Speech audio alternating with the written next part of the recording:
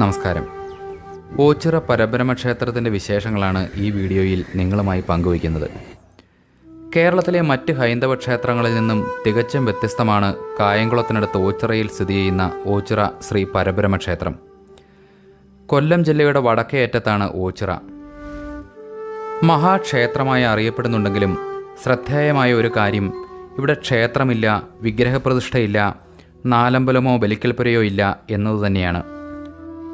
ഷഡാധാര പ്രതിഷ്ഠകളോടുകൂടിയ മഹാക്ഷേത്രങ്ങൾ കേരളത്തിൽ ധാരാളമുള്ളപ്പോൾ ഇവിടെയുള്ളതോ ശൈവ വൈഷ്ണവ സങ്കല്പത്തിൽ 2 ആൽത്തറകൾ മാത്രം. ഇവിടെ കുടികൊള്ളുന്നത് രൂപമില്ലാത്ത, ഒതുക്കാനാവാത്ത, പ്രപഞ്ചമാകെ നിറഞ്ഞു നിൽക്കുന്ന പരബ്രഹ്മവും. സകലതിലും നിറഞ്ഞു നിൽക്കുന്ന ഒരത്ഭുത ശക്തിവിശേഷമുണ്ട്.